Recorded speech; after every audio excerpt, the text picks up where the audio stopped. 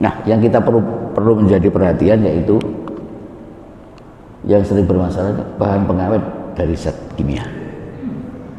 Ini yang sering kita jumpai di makanan-makanan kita, terutama makanan yang tidak awet menjadi awet.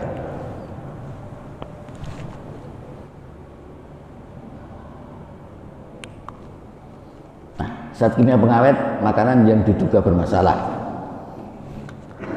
yang sempat ramai itu borak. Jadi yang ramai itu bakso berborak. Jadi borak ini satu zat kimia yang sebenarnya berfungsi diantaranya untuk kebersihan bangunan, untuk beton itu biasanya, misalkan beton itu. Tapi bisa digunakan untuk pengawet makanan. Dulu yang sempat ramai itu bakso dengan borak, mie dengan borak, itu diantaranya. Ini tidak boleh digunakan ya. Formalin misalkan seringkali dijumpai juga pada ikan ya, formalin. Kemudian TBHQ ini diantaranya ada nama-nama ini: natrium nitrat atau sodium nitrat ya, natrium bukan natrium, natrium nitrat, natrium benzoat. Ini diantaranya yang dinyatakan bermasalah.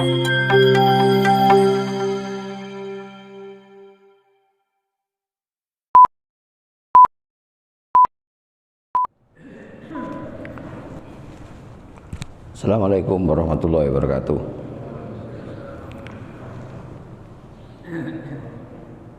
Bismillahirrahmanirrahim.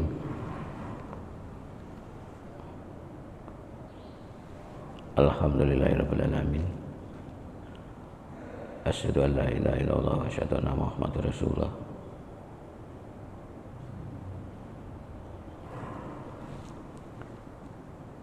Bapak Ibu jamaah Masjid Darussalam yang saya hormati, kita sudah lama tidak pernah berbincang-bincang masalah kesehatan. Maka pada pagi hari ini saya akan mencoba membahas tentang makanan. Jadi tidak melulu tentang penyakit, tapi tentang makanan juga menjadi pokok bahasan di kesehatan. Khususnya yaitu tentang bahan yang ditambahkan di makanan. Jadi makanan itu terutama kalau kita membeli ataupun kita memasak sendiri, maka ada bahan-bahan yang ditambahkan agar rasa makanan itu menjadi lebih pas, lebih enak gitu kira-kira. Namun demikian mungkin ada hal yang perlu kita jadikan dasar pembahasan, yaitu bahwa di dalam kitab suci kita Al-Quran, bahwa kita itu diperintahkan untuk makan makanan yang baik dan halal. Yang pertama, makan makanan yang baik dan halal. Kemudian juga tidak boleh berlebihan. Makan yang baik, halal, dan tidak boleh berlebihan. Ini adalah di surat Al-Baqarah, ini ada di surat Al-A'raf, di antaranya yang saya sitir di situ. Nah, mungkin perkara yang halal itu sudah jelas dijelaskan. Mungkin berlebihan kita juga ukurannya bisa dianut. Tapi untuk membahas yang baik, ini banyak hal yang mungkin kita perlu renungkan. Namun dalam hal ini kita akan membahas dari sisi kesehatan dulu, bagaimana baik itu. Di antaranya kalau haram itu yang banyak di surat Al-Maidah ada. Dari sekian ini saya tidak menjelaskan satu persatu. Mungkin kita bisa baca sendiri nanti bahwa yang haram itu di antaranya ini menurut surat Al-Maidah. Kemudian juga masih ada lagi, di antaranya ada khomer berjudi, korban untuk berhala dan sebagainya. Ini juga di Al-Maidah ada. Kemudian juga kita bisa melihat di hadis ada yang disebut al-jalalah, ada yang bertaring, berkuku tajam, yang dilarang dibunuh, yang harus dibunuh, dan disajikan dalam bejana emas dan sebagainya. Ini menurut hadis. Kemudian yang ingin kami bahas di sini adalah makanan yang baik. Jadi makanan yang baik itu kita mesti renungkan di antaranya asalnya yang baik. Dari asalnya dulu, asalnya yang baik. Cara memperolehnya juga baik. Cara memperlakukannya atau mengelolanya juga baik. Cara mengolahnya, memasaknya juga baik. Cara menyajikan juga baik. Kandungan di dalamnya juga baik. Cara makannya baik. Manfaat untuk tubuh juga baik. Nah, jadi untuk mengurai yang baik ini cukup panjang.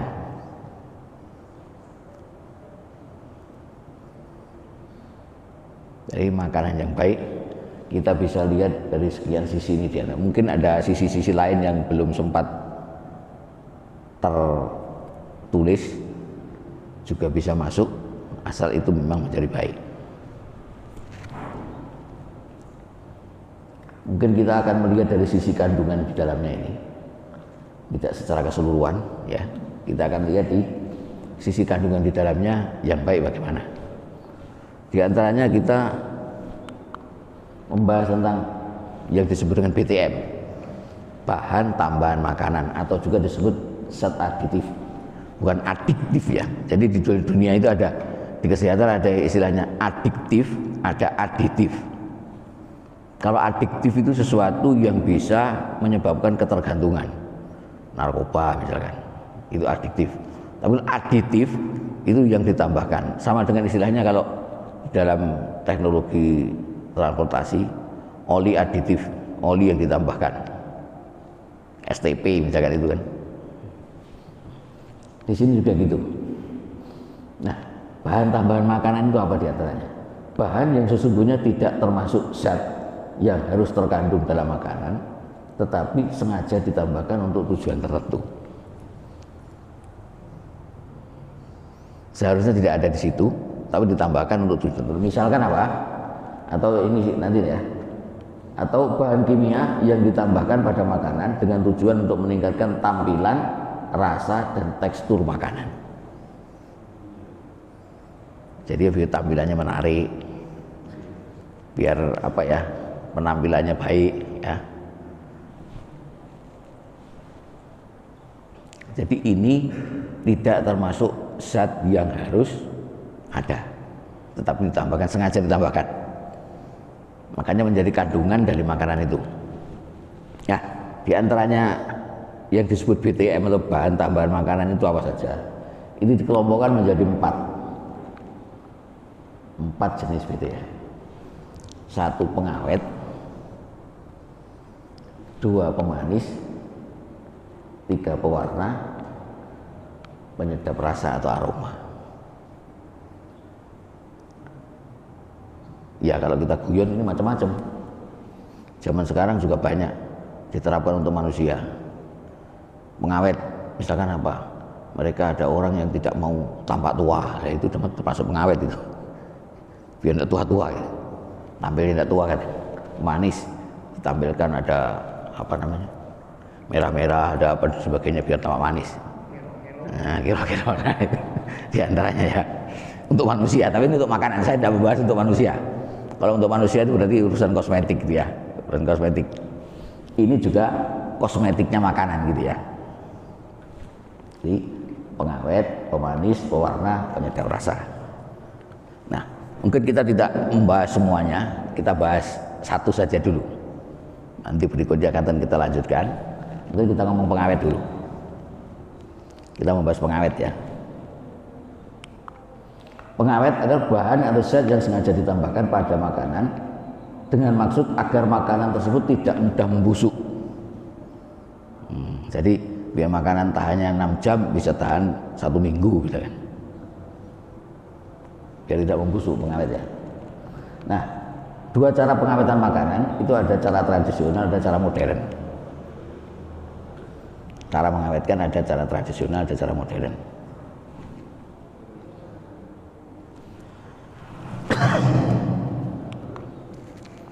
Cara tradisional misalkan dengan pendinginan. Jadi kalau kita masukkan makanan di kulkas, di freezer misalkan ya, pengeringan, dikeringkan, lombok dikeringkan, ketela dikeringkan jadi gaplek misalkan ya, itu menjadi lebih awet. Fermentasi dibuat tape. Jadi kalau ketela direbus itu biasanya 1 hari sudah. Kalau sudah di tape bisa jadi berhari-hari ya. Ini yang tradisional. Yang modern ini frozen, pembekuan, vakum. Jadi ada, kalau kita beli lumpia Semarang misalkan, itu ditaruh dalam tempat yang vakum dan didinginkan, dimasukkan ke dalam es. Iradiasi itu biasanya menggunakan zat-zat yang sifatnya nuklir, radioaktif ya, dilakukan pengawetan dengan itu. Kemudian pasteurisasi, dipanaskan 66 derajat selama 6 jam. Susu di sini ya, susu dipasteurisasi, panaskan 66 derajat selama 4 jam. Dikaleng, masukkan kaleng, penambahan bahan kimia ini. Kalau kaleng biasanya ada penambahan bahan kimia. Bahan kimia itu adalah ya pengawet itu. Jadi menjadi awet ya. Pengawet alami diantaranya ini bisa pakai bawang putih, bisa pakai garam.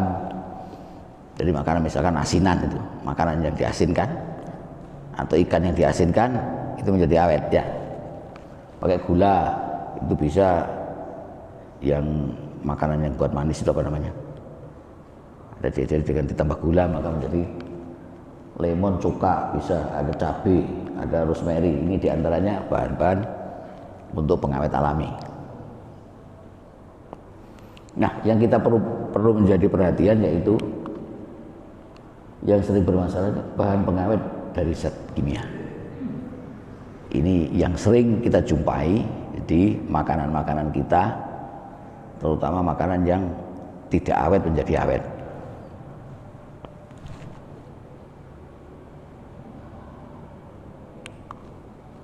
Nah, zat kimia pengawet makanan yang diduga bermasalah, yang sempat ramai itu borak. Jadi yang ramai itu bakso berborak.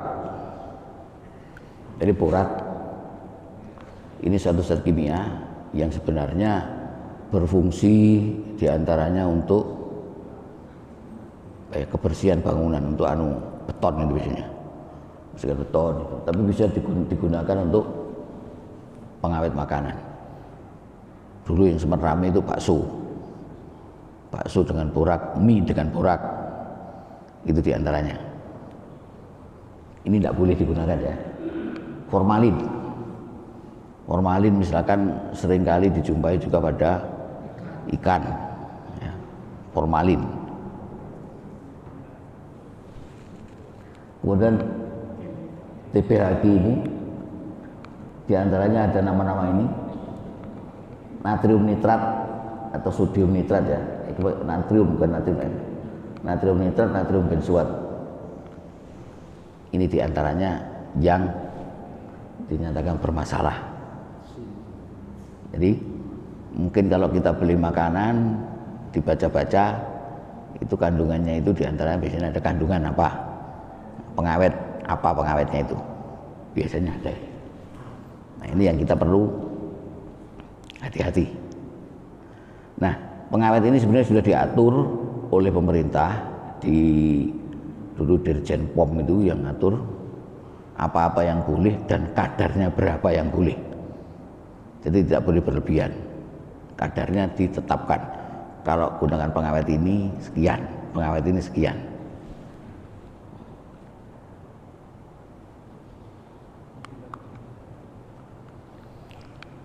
akibat bahan mudarat yang terlarang menyebabkan gangguan kesehatan sesuai dengan kadar penggunaannya. Contohnya ini yang telah dirilis dari Badan POM, borak beracun terhadap semua sel. Nah, borak itu beracun untuk sel. Ini saya ambil dari rilisnya Badan POM. Jadi sudah dinyatakan itu berbahaya untuk sel.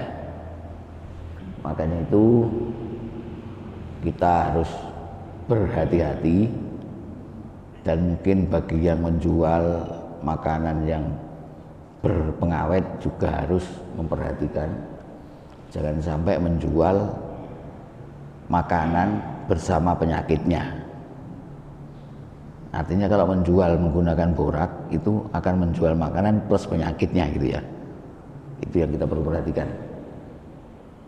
Di antaranya ini, bila tertelan senyawa ini dapat menyebabkan efek negatif pada susunan saraf pusat, artinya otak dan tulang belakang, ginjal dan hati. Ginjal merupakan organ yang paling mengalami kerusakan dibandingkan dengan organ lain. Dosis fatal dewasa sekian dan anak-anak sekian, ini ada dosisnya. Bila tertelan dapat menimbulkan gejala-gejala tertunda, misalkan badan terasa tidak nyaman, malaise atau apa ya, lesu-lesu itu ya, mual-mual, nyeri hebat pada perut bagian atas, perdarahan pada saluran cerna, diare, mengantuk, demam dan sakit kepala. Di antaranya ini. Jadi kalau kita makan makanan dengan pengawet borak itu bisa menyebabkan ini.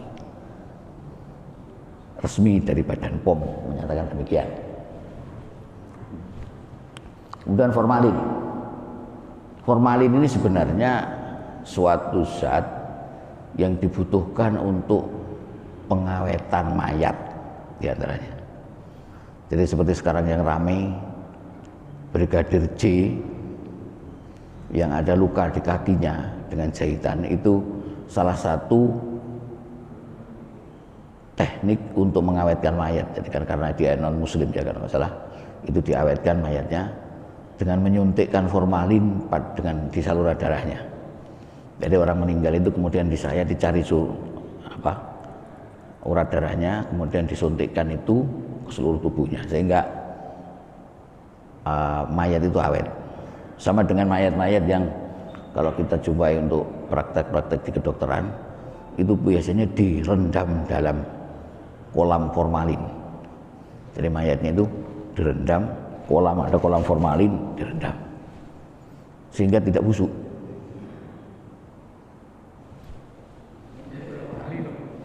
Ya, tahunan. Jadi kalau mayat direndam dalam kolam formalin bertahun-tahun tidak busuk.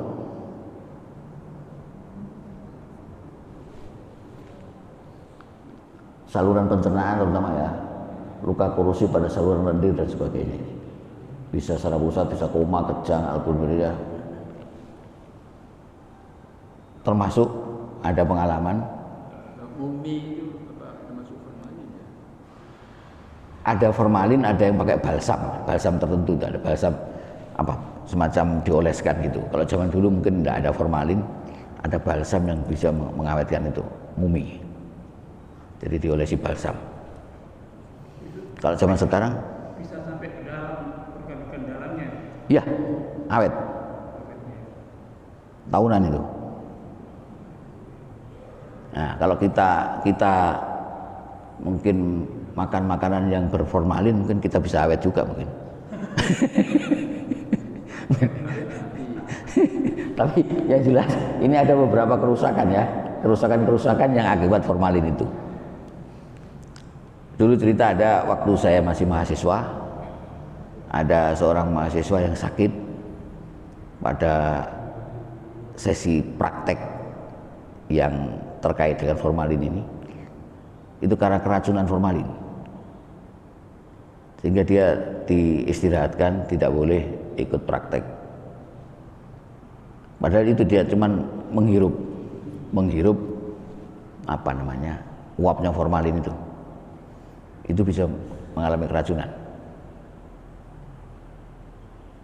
Nah, kalau ini kemudian diawetkan, dikasih untuk makanan, kalau kita makan, nah, kita bisa membayangkan seperti apa kira-kira nanti. katanya formalin.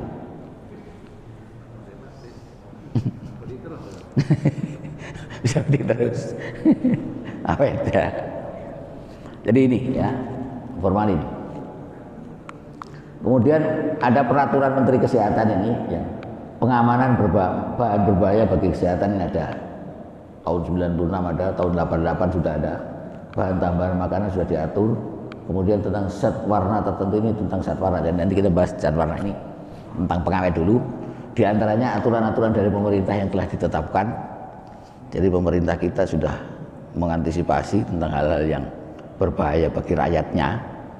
Maka sudah mulai tahun 88, 85 sudah ada, 85, 88 sudah dibuat aturan itu tentang bagaimana agar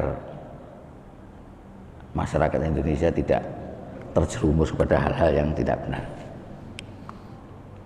Juga Menteri Perdagangan juga membuat ini distribusi bahan berbahaya diperbarui dan sebagainya. 50 bahan yang dilarang penggunaannya dalam makanan. Ini diatur oleh Menteri Perdagangan ada. Jadi bahan-bahan.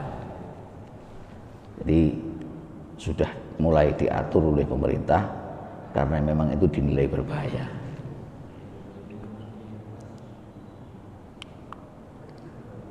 Badan POM terakhir tahun 2013 batas maksimum penggunaan bahan tambahan makanan pengawet. Jadi sudah ada dibuat bahwa bahan pengawet itu berapa yang boleh digunakan. Namun demikian yang perlu kita perhatikan, kalau misalkan kita makan ini ada pengawetnya, makan ini ada pengawetnya, makan ini ada pengawetnya, nah ini kita yang harus hati-hati. Ini sudah dibatas maksimal, batas maksimal, jadi akan numpuk. Makanya itu kita perlu berhati-hati makan makanan yang ada pengawetnya. Karena sekarang banyak makanan yang sudah jadi dalam kaleng, dalam bentuk kemasan-kemasan, itu banyak yang menggunakan pengawet. Makanya itu kita perlu baca, ini ada pengawetnya enggak. Kalau membeli itu ada tulisannya biasanya, kandungannya apa, pengawetnya apa, ada di situ.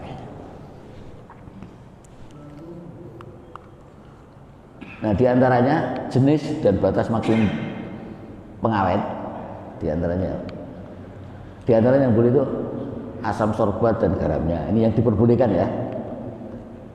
Tapi batasan-batasan saya tidak menyebut. Diantaranya sekian ini adalah bahan pengawet yang diizinkan untuk dipakai untuk makanan. Jadi selain ini ya tidak boleh. Kalau ada kandungan selain ini, berarti itu, contohnya ini yang mirip ya, ada asam benzoat dan garamnya. Itu biasanya ada natrium benzoat ya. Natrium benzoat itu ada batas yang tidak boleh.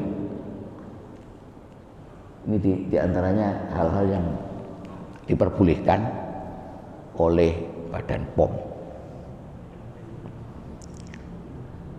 Jadi kenapa kok dilarang? Karena memang ada beberapa hal yang mengganggu kesehatan kita. Jadi makanya itu ini kita ngomong kalau makanan yang baik itu kriterianya apa, diantaranya kandungannya yang seperti ini. Itu ngomong yang baik.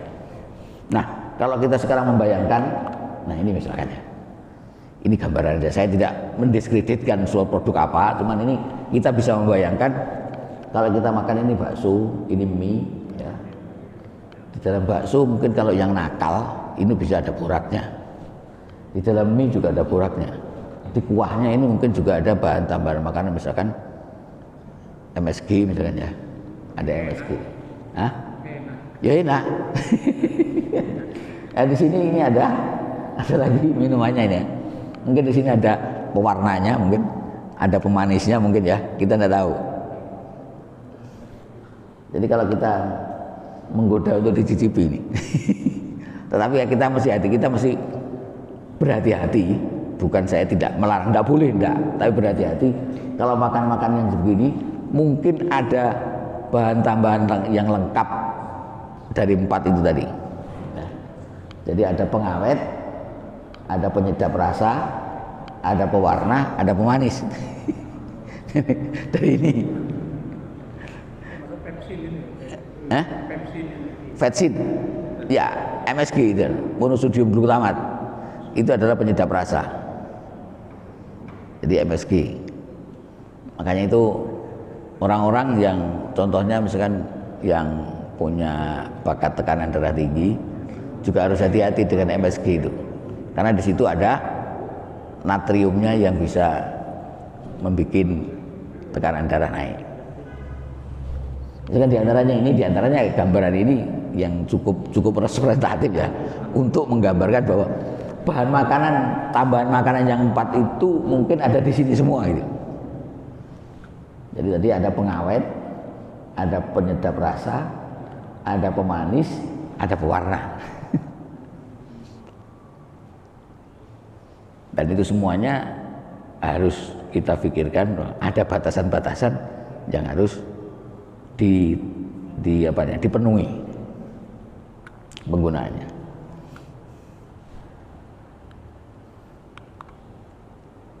Makanya itu pokok perhatian makanan minuman harus halal, harus baik dan tidak berlebihan. Nah ini yang baik ini yang kriterianya banyak. Yang halal sudah jelas, yang berlebihan sudah jelas, yang baik ini yang masih banyak harus kita perhatikan kriterianya, kira-kira begitu. Ya, terima kasih, mungkin ini yang bisa kami sampaikan. Moga-moga ada manfaat yang bisa kita petik walaupun sedikit. Bahan pengawet, monggo. Karena kita sudah melewati atau sering makan itu, mungkin ada cara menawarkan atau mengurangi. Menawar yang sudah masuk. Penawarnya. Ya sebenarnya kalau penawar itu tidak ada. Jadi kita hanya bisa membatasi yang masuk itu harus kita batasi. Kalau masuk itu berlebihan mungkin menimbulkan hal-hal yang kurang baik. Tetapi kalau kita bisa membatasi, maka jadi ini modelnya bukan menawarkan. Jadi memang beberapa racun yang terkait dengan kesehatan itu memang ada lawannya misalkan. Contohnya aja yang jelas kalau dari jenis misalkan narkoba ya, grupnya morfin dan sebagainya, itu ada lawannya memang. Jadi lawan itu bisa kita berikan sehingga orang itu akan menjadi bisa kembali baik kalau dia mengikuti itu. Atau mungkin sejenis racun yang lain misalkan baygon. Kadang-kadang orang minum baygon itu kena ada memang lawannya. Atau lebih mungkin minum makan makanan yang beracun yang lain ada, itu ada lawan-lawannya memang ada. Tetapi untuk ini tidak ada lawan. Tapi yang bisa kita hanya membatasi jumlahnya. Jumlah yang dinilai aman berapa. Makanya itu kalau kita makan makanan yang berpengawet atau mengandung 4 tadi, kita mesti perhatikan ada berapa macam. Ini pengawet, ini. Nah, kemungkinan ini akan menjadi akumulasi, akan menjadi tumpuan, menumpuk. Sehingga kita mesti perhatikan, harus hati-hati. Hanya itu aja. Ya, monggo Pak.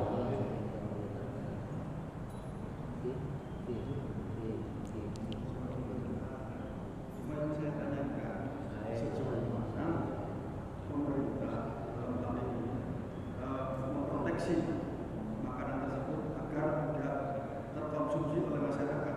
Misalnya pewarna yang kita tahu di lapangan itu banyak sekali. Nah itu padahal seperti contohnya ini di musim ini. Ini saya lihat itu ada sumbo ya, pewarna yang tubuh yang dimana di dalam labelnya tersebut, kotak tersebut, di kotaknya merek itu ada tulisan dilarang untuk dimakan. ya. Sudah ada tulisan. Tapi Mbak, itu dipakai untuk makanan beredar. Nah ini yang saya resah gitu. Maksudnya sudah ada pemberitahuan di kotaknya tidak boleh dimakan, tapi untuk makanan gitu.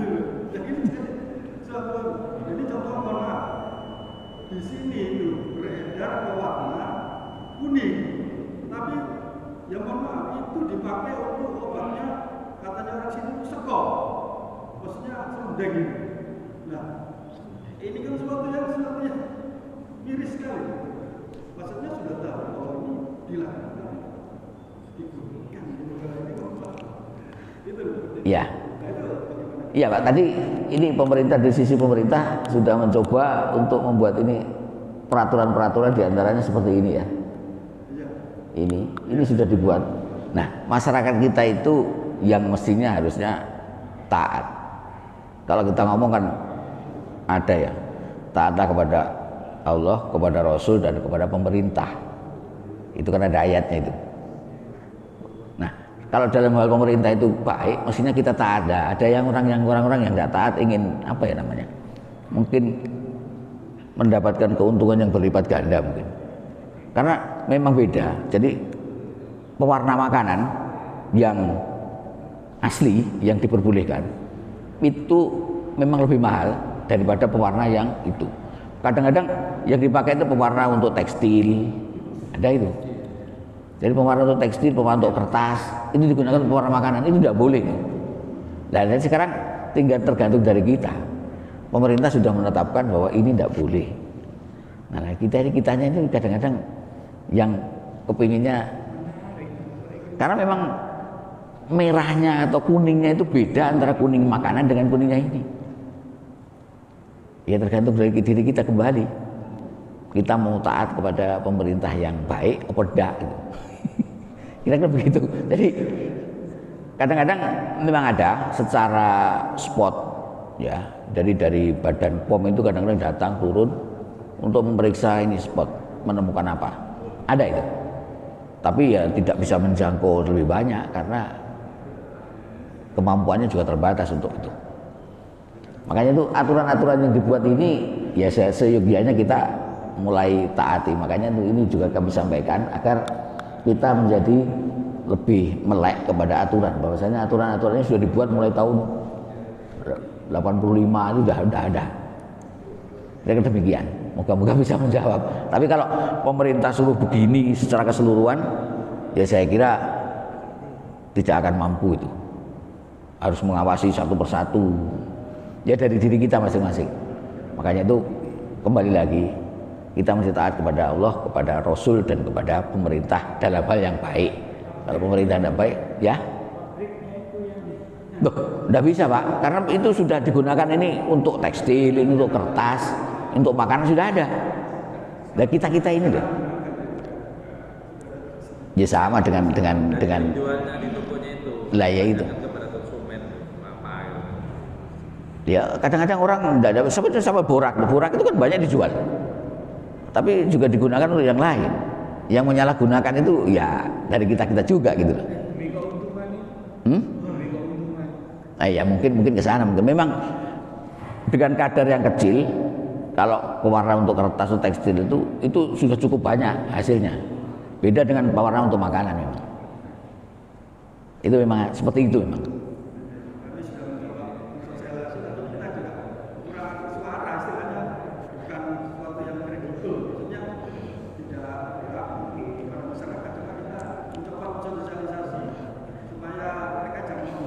Nah, ya, itu sebenarnya itu tadi, makanya itu sosialisasi itu dulu kita sering lakukan kepada produsen makanan itu. Kalau waktu saya masih aktif dulu, kita kumpulkan, kita sering melakukan itu. Cuman kita sebatas itu, untuk menindak ini dan sebagainya ya bukan kewenangan kita gitu loh. Iya. Hanya itu. Kalau Balai POM, Badan POM sekarang itu memang berhak itu, punya kewenangan untuk itu. Kira-kira begitu, monggo Pak Kadir. Saya sering tersedak, merasa tersiksa sekali dan kadang-kadang sampai agak lama. Apa penyebabnya dan seberapa bahaya itu? Tersedak itu berarti koordinasi antara ini pintu yang di tenggorokan ini, antara ada pintunya itu ya. Pintu nutup, buka pintunya itu biasanya ada terganggu. Di situ kan ada jalan makanan, ada jalan nafas. Nah, kalau itu mengalami terganggu, maka kita bisa tersedak. Jadi ininya apa namanya? Pintunya itu. Seharusnya kalau kita makan, maka pintu itu nutup untuk yang nafas. Nah, kalau kita nafas, nutup untuk yang makan. Karena kalau buka semuanya, kalau nafas masuk ke sini nanti kembung. Kalau misalkan kita yang makanan kemudian pintu nafas yang tidak tutup, maka tersedak tadi. Di antaranya itu. Jadi koordinasi ini, yaitu banyak hal yang menyebabkan. Mungkin karena kita tergesa-gesa, di antaranya paling sering itu. Tergesa-gesa, kecuali ada memang gangguan saraf tertentu, ada memang itu. Mungkin begitu. Demikian mungkin untuk saat ini karena sudah suruh. Terima kasih atas segala perhatian dan mohon maaf ada kurang. Mungkin kita akan lanjutkan materi yang berikutnya nanti, kesempatan yang lain. Assalamualaikum warahmatullahi wabarakatuh.